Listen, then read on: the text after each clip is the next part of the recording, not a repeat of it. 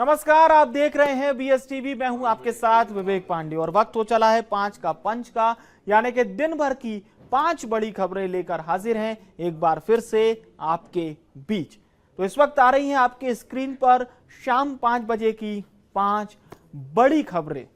तो चलिए जानते हैं आज शाम 5 बजे की 5 बड़ी खबरें। टॉपर्स को सौगात। मुख्यमंत्री डॉक्टर मोहन यादव ने प्रदेश के 12वीं में 75% अंक या उससे ज्यादा अंक लाने वाले छात्रों को बड़ी सौगात देते हुए उनके खाते में 25,000 रुपए की राशि ट्रांसफर की है। और आपको बता दें, यह कार्यक्रम बड़ा खास था क्योंकि यहां पर सीएम मोहन बाकायदा गुरु मंत्र के साथ छात्रों को टिप्स देते हुए भी नजर आए। इसके साथ ही साथ केंद्रीय मंत्री ज्योतिरादित्य सिंधिया ने कहा है कि ये GIS नहीं है, इससे आ रहा है मध्य प्रदेश में नया सवेरा जो लिखेगा मध्य प्रदेश के विकास की नई इबारत।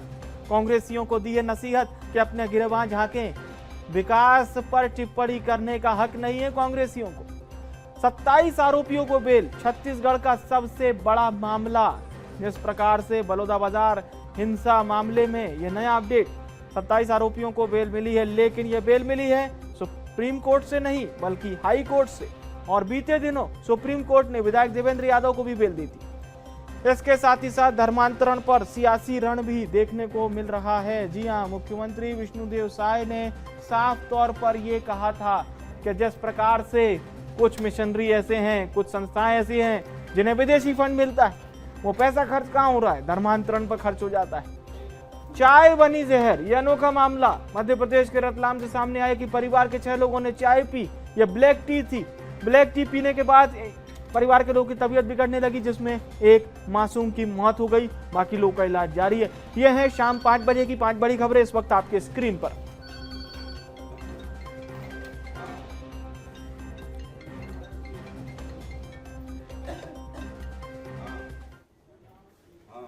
और चलिए अब खबरों का सिलसिला शुरू करेंगे। आज मध्य प्रदेश की राजधानी भोपाल से प्रदेश के मेधावी छात्रों को जिन्होंने 12वीं में 75% अंक प्राप्त किए या इससे ज्यादा अंक प्राप्त किए, उन्हें 25,000 रुपए सरकार द्वारा दिए गए। ये राशि लैपटॉप के लिए दी गई।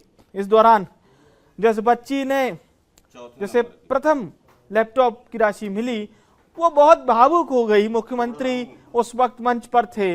मुख्यमंत्री के सामने उसने कहा कि सर, ये मेरे घर का पहला लैपटॉप है जो मुझे मेधावी छात्र के नाते आपकी सरकार ने प्रदान किया है।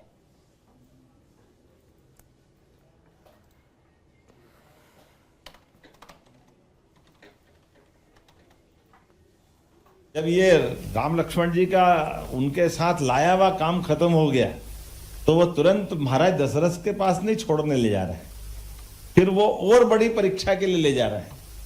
तो बड़ी परीक्षा क्या थी? उन्होंने कहा महाराज जनक ने स्वयंवर का आह्वान किया है और धनुष यज्ञ है। अब भगवान श्री राम और लक्ष्मण ने धनुष यज्ञ स्वयंवर से सुना होगा, लेकिन रामायण के अपन उस पार्ट को इतना ही अपन ध्यान से देखें कि भगवान श्री राम और लक्ष्मण ने कहा चलो अब गुरु जी आपकी आज्ञा, तो उन्होंने कहा चलो वहां चलते हैं। वहां जाकर के हमने सबने देखा, न केवल बड़े बड़े राजाओं के बीच में धनुष पे प्रत्यंचा चढ़ाने के उस पराक्रम को दिखाया, बल्कि उनने अपनी उस प्रतिभा के बलबूते पर उस समय के पूरे भारतवर्ष में सभी राजाओं के बीच सबसे श्रेष्ठ स्थान पाया। और उसका परिणाम भी क्या हुआ? गए तो भगवान श्री राम और लक्ष्मण थे, साथ में माता जानकी भी आ गई। तो ये जो पराक्रम पुरुषार्थ है, ये हमको क्या सिखाता है? हमारे तरुण युवक जो मर्जी आए, जितने भी कठिन से कठिन काम है वो सब कर सकते हैं, और ये हमारी परंपरा है। इसको समझने के साथ ऐसे कई अवसर आते हैं जिन अवसरों के बलबूते पर सारे प्रश्न गौण हो जाते हैं, उन उत्तरों को ढूंढने में बाकी समाज पूरा, लेकिन एकमात्र युवा है जो सब प्रकार से समर्थ होता है सारे उलझे सुलझे प्रश्नों का। विद्यार्थियों के लिए लैपटॉप देते हुए जो आनंद आ रहा है, मैं इसको शब्दों से कैसे बताऊं, मेरी भावना से आप समझ सकते हो कितना अच्छा लग रहा है। कभी कभी एहसास नहीं होता, कभी हम बड़े हो गए तो ध्यान में आएगा अपने बच्चों का। आप कभी ये पक्ष सोचना कि माँ खाना बना रही, मिठाई बना रही, कुछ भी बनाया बड़े प्रेम से, और हम छोटे होते हैं तो छोटे होने में माँ से टेस्ट आया तो मजा आया, ले लिया, थोड़ा और आनंद आया और ले लिया, और 1 2 3 भाई बहन बैठे, मालूम पड़ा जितना माँ ने अपने सारे कष्ट से बनाया हम ही खत्म कर गए। हमारा ध्यान ही नहीं जाता कि जो बनाने वाली उसको भी तो कोई 1 चम्मच मिल जाए। लेकिन ये जैसे मैंने कहा कि देवी देवता को हमने नहीं देखा है, ये उनका प्रेम है, वो आपको खिला के भी आशीर्वाद देती है, वो खुशी महसूस होती है, उसका एहसास हम सबको होता है। और चलिए सीधे भोपाल का रुख कर रहे हैं, हमारे सहयोगी रंजन इस वक्त हमारे साथ लाइव जुड़ चुके हैं। जी रंजन, जो कहा वो किया, आज के कार्यक्रम को देखकर तो यही लग रहा है सीएम ने पहले कहा था और आज कर भी दिया। जबलपुर देखिए, अगर हम बात करें तो प्रदेश के मेधावी छात्रों को मुख्यमंत्री डॉक्टर मोहन यादव ने जिस तरीके से घोषणा की थी कि उनको जो है लैपटॉप की राशि प्रदान की जाएगी, साथ ही साथ स्कूटी जो है वो दी जाएगी।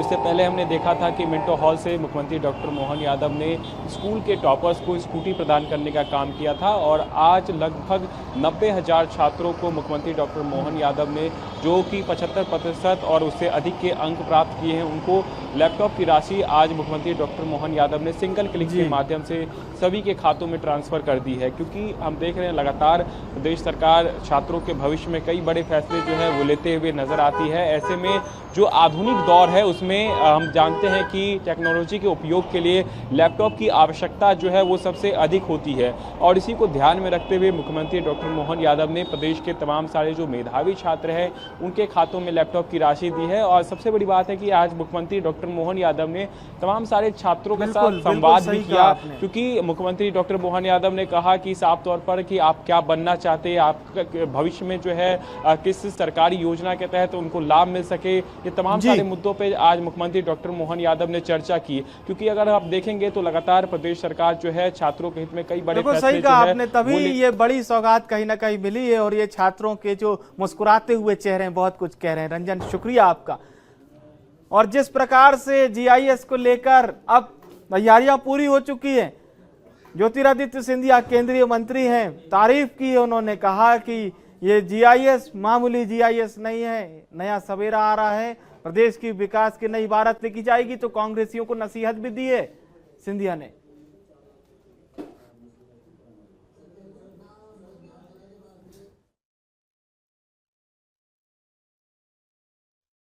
समिट हो रहा है, प्रधानमंत्री जी स्वयं उद्घाटन इसका करने वाले हैं, और एक नया सूर्योदय निवेश का प्रधानमंत्री जी और मुख्यमंत्री जी के नेतृत्व में संपूर्ण मध्य प्रदेश के लिए और हर एक संभाग के लिए शुरू किया जाएगा। और इससे जो मध्य प्रदेश देश के हृदय स्थल में स्थापित है, वो मध्य प्रदेश आगे बढ़कर निरंतर विकास और प्रगति के राह पर मुख्यमंत्री जी और प्रधानमंत्री जी के नेतृत्व में चलता है। कांग्रेस पार्टी को अपने स्वतः के गिरेबान में झांकना चाहिए। छत्तीसगढ़ की एक बड़ी खबर से आपको रूबरू करा देते हैं। जैसा कि आपको पता है, छत्तीसगढ़ में धर्मांतरण पर काफी सियासी बयानबाजियां आप सुनते रहते हैं, देखते रहते हैं बीएसटीवी के जरिए। लेकिन अभी प्रदेश के मुखिया विष्णुदेव साय ने कुछ ऐसे लोगों पर निशाना साधा है जो फंडिंग लेते हैं, जो एनजीओ की आड़ में कार्य करते हैं धर्मांतरण का। प्रदेश के मुखिया विष्णुदेव साय ने विदेशी फंडिंग मामले पर यह बयान दिया है। बहुत गंभीरता के साथ आपको इस बयान को सुनना चाहिए। इस पर क्या प्रतिक्रिया आ रही है वो आपको भी सुनवाते हैं। बोल चुके हैं कि कई ऐसे एनजीओ हैं जो हेल्थ एजुकेशन के नाम पर विदेशी सहायता लेते हैं, लेकिन उसका कहीं ना कहीं दुरुपयोग होता है। हेल्थ एजुकेशन के आड़ में धर्मांतरण का खेल होता है, जो कि उचित नहीं है और ये बंद होना चाहिए। माननीय मुख्यमंत्री जी का यह बयान बहुत ही हास्यास्पद बयान है। केंद्र में उनकी भारतीय जनता पार्टी की सरकार है, राज्य में भाजपा की सरकार है, और वो स्वयं इस बात को स्वीकार कर रहे हैं कि जो विदेशी फंडिंग आ रहा है शिक्षा के नाम पर, उसको जो धर्मांतरण के लिए दुरुपयोग हो रहा है। अरे तो आप क्या कर रहे हैं? आपकी सरकार दोनों जगह है, ये तो आपको स्वयं कार्रवाई करनी चाहिए, और कार्रवाई करने के बाद जनता को बताना चाहिए कि हमने इस तरह की कार्रवाई करी है। आप चुपचाप मुखदर्शक बने बैठे हैं। आप इस प्रदेश की मुखिया हैं। और चलिए सीधे रायपुर का रुख कर रहे हैं। इस वक्त हमारे state editor doctor Awadhesh Mishra ji हमें ज्वाइन कर रहे हैं इस महत्वपूर्ण खबर पर। अवधेश जी, ये कौन लोग हैं जो सरकार से इस तरह से कार्य मतलब पैसा लेते हैं, विदेशी फंडिंग आती है शिक्षा के नाम पर, और लगभग सरकार के पास भी यही जानकारी होती है कि ये शिक्षा के लिए कार्य कर रहे हैं, लेकिन पैसा कहीं और लगा देते। कौन हैं ये लोग? विवेक जी, देखिए, निश्चित तौर पे छत्तीसगढ़ में ये बेहद ही गंभीर समस्या है कि जिस तरह से विदेशी फंडिंग एनजीओ के माध्यम से उन सुदूर अंचलों में, चाहे बस्तर हो, सरगुजा हो, इन क्षेत्रों में स्वास्थ्य और शिक्षा के नाम पे ये फंडिंग लेते हैं कि उन क्षेत्रों में जो मूलभूत आवश्यकताओं में शामिल है उन चीजों को पहुंचाया जाएगा। लेकिन जो इनपुट है, जो इंटेलिजेंस के पास रिपोर्ट है, उस रिपोर्ट के आधार पे मुख्यमंत्री ने पूरे मामले पे संज्ञान लिया। और न केवल मुख्यमंत्री ने बयान दिया, बल्कि विवेक जी अपने दर्शकों को बता दें कि एक दिन पहले मुख्यमंत्री ने इस पूरे मामले पे एक बड़ी बैठक लेके गंभीर और कड़ी चेतावनी भी दी है कि ऐसे कृत्य को रोकने के लिए कारगर कदम उठाना होगा और ऐसे एनजीओ की बारीक से जांच की जाए। न केवल जांच की जाए बल्कि इनके खिलाफ कड़ी कार्रवाई भी की जाए, क्योंकि ये जो तमाम वो लोग होते हैं वो फंडिंग लेते हैं, लेकिन बस्तर के बीहड़ में, सरगुजा के वादियों में ये धर्मांतरण का खुला खेल खेलते हैं। ये वहां पे चंगाई सभा के नाम से अन्य प्रलोभन देके, लोभ भय के नाम पे वहां पे जाके धर्मांतरण कराते हैं। फंडिंग कहां से? विदेशों से। ठीक है, इस पूरे मामले पे सियासत हो रही है। धर्मेंद्र साहू कहते हैं कि दोनों इंजन जो है वो बीजेपी की लगी है, तो ऐसे में जो है कार्रवाई होनी चाहिए। तो मुख्यमंत्री ने कल ही निर्देशित किया अधिकारियों को कि कड़ी कार्रवाई की जाए। और उम्मीद है कि आने वाले समय में छत्तीसगढ़ में इस गंभीर समस्या को जो पीछे से बैकडोर जो सपोर्ट मिल रहा है, उस सपोर्ट सिस्टम पे जो है नकेल लगाया जाएगा। बिल्कुल बिल्कुल अवधेश जी, ऐसा ही होना भी चाहिए, क्योंकि सूबे के मुखिया खुद इस बात को कह रहे हैं। बहुत बहुत शुक्रिया इस महत्वपूर्ण खबर पर दर्शकों तक जानकारी साझा करने के लिए आपका। खबरों में आगे बढ़ते एक और बड़ी खबर है छत्तीसगढ़ से। जी हां, बलौदाबाजार हिंसा मामले में 27 आरोपियों को हाईकोर्ट ने जमानत दे दी है। आपको बता दें, बीते दिनों ही विधायक देवेंद्र यादव को देश की सर्वोच्च अदालत ने जमानत दी थी और 27 आरोपियों को बेल मिल गई है। ये सभी 27 आरोपी विशेष समाज से हैं। आपको ये भी बता दें कि बलौदाबाजार आगजनी कांड मामला आपको बहुत अच्छे से याद होगा, जिस प्रकार से प्रदर्शन हुआ था, लेकिन किसी ने सोचा नहीं था कि प्रदर्शन में से कुछ असामाजिक तत्व एक भीड़ के तौर पर बढ़ते हुए कलेक्ट्रेट तक चले जाएंगे और इतनी आगजनी करेंगे। उस आगजनी की तस्वीरें केवल छत्तीसगढ़ ने नहीं, पूरे देश ने देखी थी। और इस तरह का मामला सामने आने के बाद सरकार भी तुरंत एक्शन में आई थी और काफी धड़ाधड़ जिस प्रकार से कार्रवाई हुई थी, गिरफ्तारियां हुई थी। बहरहाल इस पूरे मामले में कांग्रेस से जुड़े लोग भी आरोपी बनाए गए थे। बात करें विधायक देवेंद्र यादव की, तो कई महीने उन्हें अभी भी फिलहाल वो जेल में है। जो हमें अपडेट मिल रहा है वो ये है कि देवेंद्र यादव कुछ किसी भी वक्त अभी रिहा हो सकते हैं। सीधा ग्राउंड जीरो लिए चलते हैं। हमारे सहयोगी शिवम इस वक्त ग्राउंड जीरो से हमारे साथ जुड़ रहे हैं। शिवम, मैं आपके पीछे भी देख पा रहा हूं, बहुत झंडा वंडा यहाँ पर लेके कांग्रेसी पहुंचे हुए हैं और शक्ति प्रदर्शन भी संभवतः वो लोग करें। तस्वीरें भी दिखाइए। जी शिवम।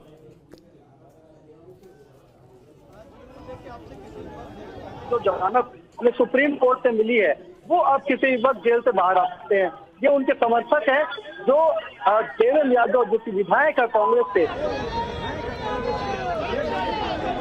कह सकता हूँ, चाहे उनके जो है क्षेत्र से, विधानसभा क्षेत्र से पहुंचे कार्यकर्ता हूँ, वो अलग अलग झंडों के साथ, अलग अलग नारों के साथ यहाँ पर जो है शक्ति प्रदर्शन एक तरीके से और अपने विधायक के समर्थन में यहाँ पर पहुंचे हुए हैं। कुछ कार्यकर्ताओं से बात जी, क्या लग रहा है आप लोग कितने देर में देवेंद्र यादव बाहर आ जाएंगे? क्या लग रहा है आप लोग कितने देर में देवेंद्र यादव बाहर आ जाएंगे?